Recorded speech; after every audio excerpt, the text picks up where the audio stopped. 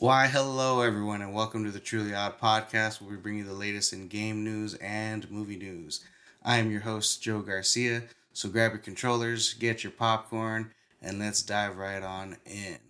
Starting with our game news topics of the day, Crimson Desert tech demo has dropped. Now, if you haven't heard, Crimson Desert was a game that was announced about 5 years ago, and they recently let out a tech demo showing a lot of their cloth simulations, their water simulations, and it is looking to be one of the most beautiful games I've seen personally. I highly recommend you guys check out their simulations that they have. I have two of them in the description down below, along with the trailer that was released a couple months ago showing you the gameplay. It looks like a very fun game, and with this tech demo release, I'm thinking that it's a game that I'm going to have to pick up. I am very curious how it's going to be running on a console, though, because I am a console gamer, not a PC guy myself. But usually with games like this, PC is the way to go, especially with all these high graphics and things like that. But I was just curious, have you guys heard of Crimson Desert? This was the first I've heard of it, so I'm happy that they released this tech demo because it got me a chance to take a look at it, and it's a game I'm definitely going to have to pick up because it just looks awesome. But let me know what you guys think in the comments down below. Are you excited for the game? Moving on to our next topic, God of War 20th Anniversary Tribute Trailer dropped. I just got a chance to see it a second ago, and I think it's a lovely letter to the fans of the franchise who's been supporting it for the past 20 years. And a lot of nostalgia for me. I remember my mom buying the game for me back in 2005 when I was 13 years old, and yeah, maybe a little too young for her to buy it, but I'm happy she did anyways. So thank you, Mom. Appreciate you for that. You're welcome.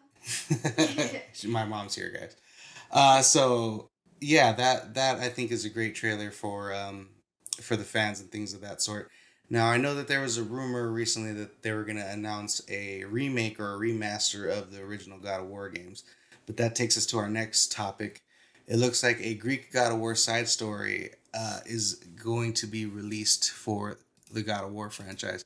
Now, from my understanding, this is not made by Santa Monica Studios, and it was not short enough to be a DLC pack for the new God of War thing. So what they ended up doing was making it its own game. I don't know if it's going to be the size of the PSP games that were released, or if it's going to be a big major release, kind of like how Ascension was back on the PS3. We're going to have to wait and see what they do.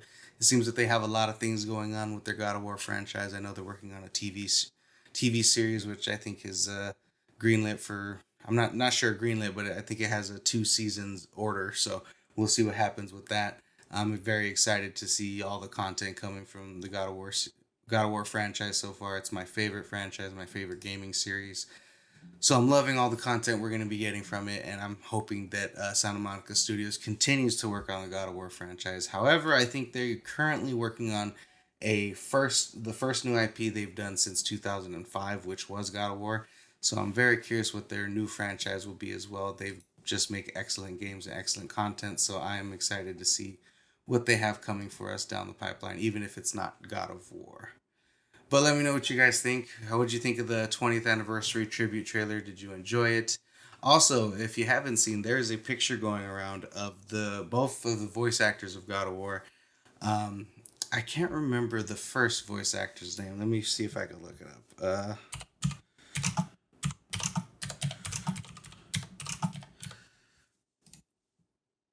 I know we got Christopher Judge, who did Kratos in the new God of War series. T.C. Carson.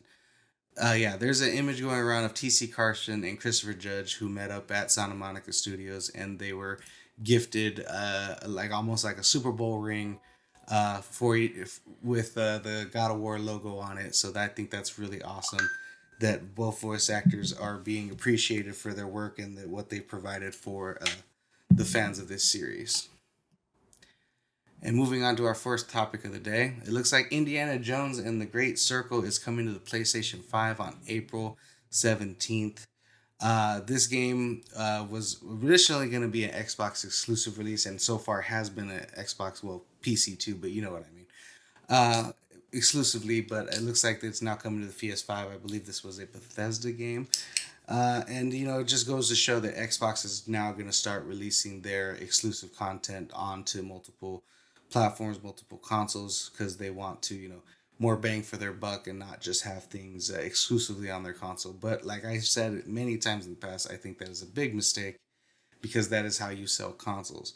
I think they need to make games Xbox exclusives, not even on their PC. So big games like Halo, Indiana Jones, and which is a major franchise and people love that franchise, they will buy an Xbox to play a game that is good. So again, they're just missing out on a lot of, a lot of money and a lot of possibility to expand their console reach. But it is what it is, and I'm excited to check out this Indiana Jones game. I've heard very good things about it, so we'll see how it goes when it is released on PlayStation on April 17th.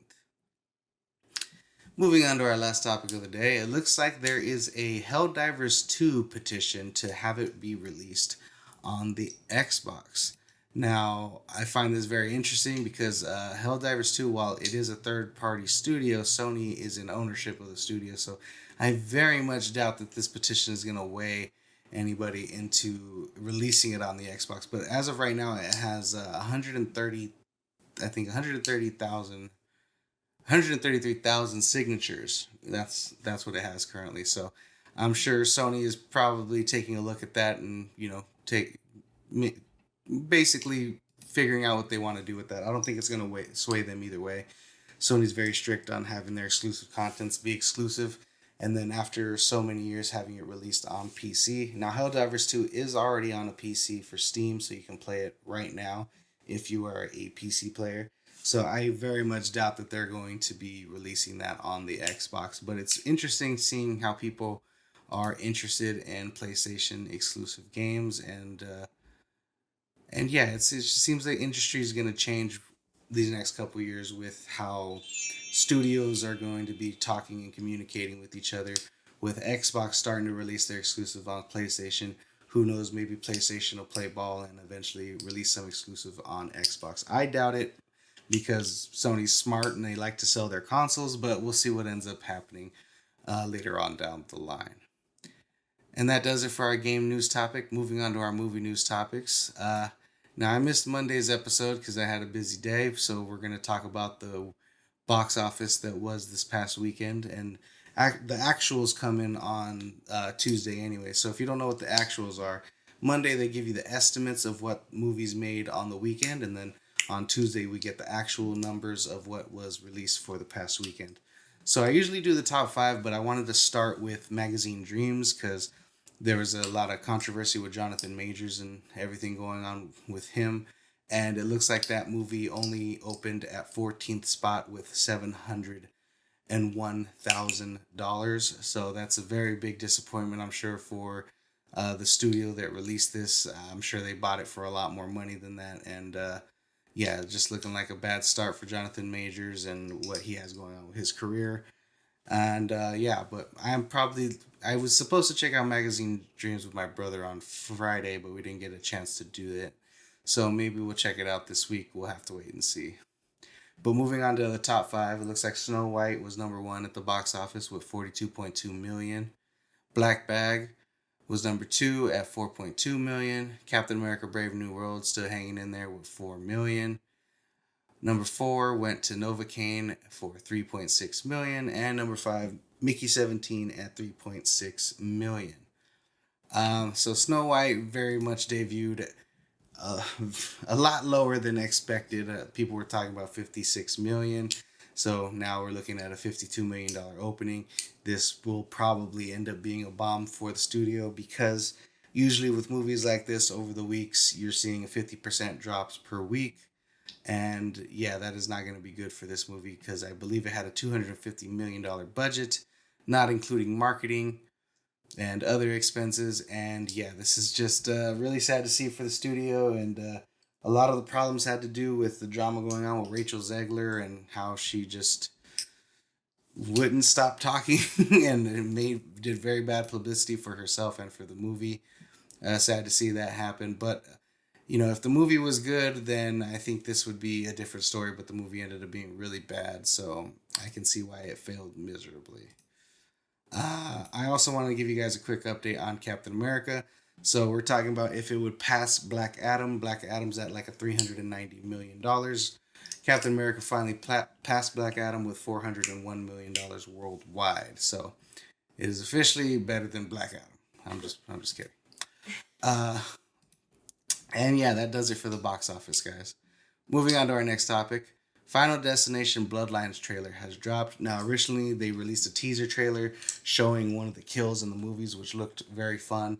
And I really enjoyed this trailer. Me and my mom sat here and watched it.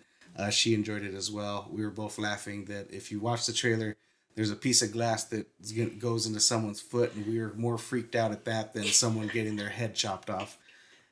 I just think it's like you live your life and you know what it's like to step on something. So I think yeah, but you don't know what it's like to get your head chopped off. So that tends to throw you off a bit. But I enjoyed this trailer, and this is also I love seeing Tony Todd in this trailer. This is I think his last movie role before he passed away. So I think it's really good to see him in this trailer. He's a horror icon. If you don't know who Tony Todd is, he was oh my god, Candyman in the Candyman series, and he's been in a lot of different horror movies, and I love him as an actor. So it's nice to see him here, and I'm looking forward to checking out Final Destination. I highly recommend you guys check out the trailer and let me know what you guys think. Are you excited to see these kills? I think Final Destination fell off around 4 and 5, but it's nice to see 6 seems to be picking it back up and telling a very interesting story. And I'm glad that this trailer showed us why this movie is called Bloodlines, with the grandma surviving back in the looks like the early 50s or 60s, and now her family's not supposed to be alive because she was supposed to die. So I find that a very interesting concept for the movie, and I'm curious how she survived all these years. So hopefully we get a little context into what went on there. Moving on to our next topic.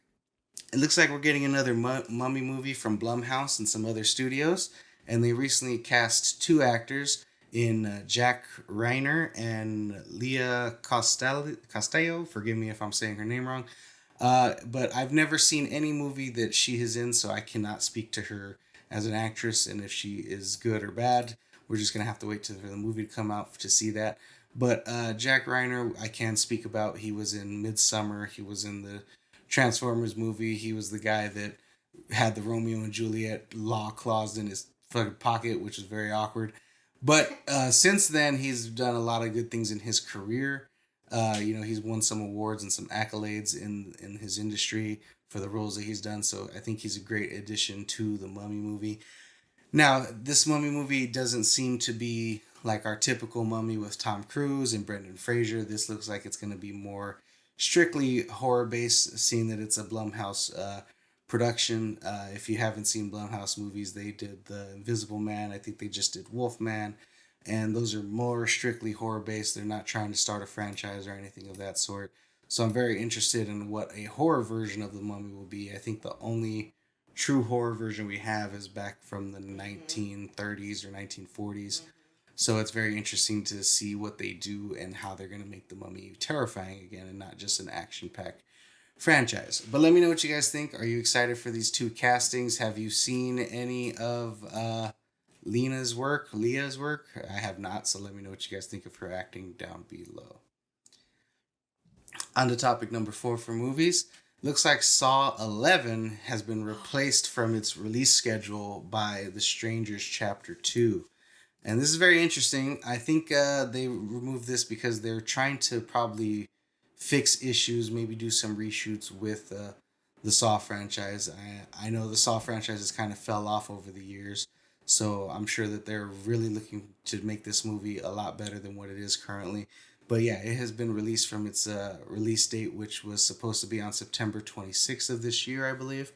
And it's going to be replaced with The Strangers Chapter 2, which is a very interesting choice to replace it because The Strangers Chapter 1 was a very horrible movie and it did not get very good reviews, and no one really liked it. And so who knows, maybe it did make money though. That's the good thing about these horror franchises is even though they're not very good, they're made for such little budgets that they make their money back very quickly. Most of the horror movies that are coming out lately are looking at like 15 to 16 million. So they usually make their money back if it's advertised very well within the first 2 weeks. And then everything after that's profit. So that's why we always see sequels to horror movies that didn't seem to get a lot of box office going their way.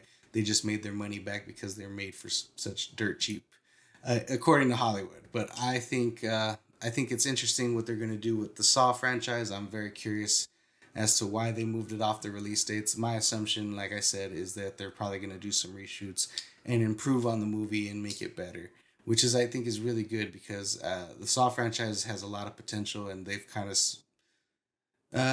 squandered it over the years and not really taken care of their franchise. So yeah, let me know what you guys think. Are you excited to see Saw 11? Are you excited to see Strangers Chapter 2? Let me know what you guys think in the comments down below. And on to our last topic of the day. It looks like CinemaCon is going to be starting next week. If you guys do not know what CinemaCon is, it is basically like a Comic-Con or like a E3 for video games, but this is strictly for the theaters. NATO, I think it's North America or National Association for Theater Owners, I believe it's called, and it's not NATO, the you know the politicians ones. I don't know. Yeah, not the well known one. This is for the cinema owners. And what this is they take a place in Las Vegas, or they rent out a venue, and they show the distributors of the movie, which are the theaters, what movies they have coming out for the rest of the year and what movies they have coming in the rest of the next years to come. So what they can do is they'll show either trailers to movies that are coming out that haven't been shown to the public, or they'll even screen certain movies. I think last year one of the years they screened Top Gun 2. They did the first 20 minutes of what is it? Oh my God, Toy Story, Buzz Lightyear, that one, yeah. The Buzz Lightyear movie. They showed the first 20 minutes of that in one of the cinema cons, and they screen movies all the time. So it's very interesting to see what they're going to be announcing next week. It looks like Sony is rejoining CinemaCon.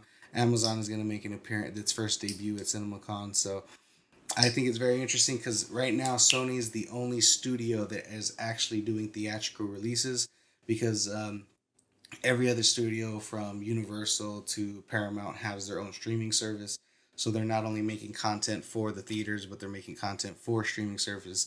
Amazon being one of those. So I think it's interesting that they're going to be meeting up with the theater owners and trying to pitch to them, hey, we're going to be showing these movies in your theaters to represent us.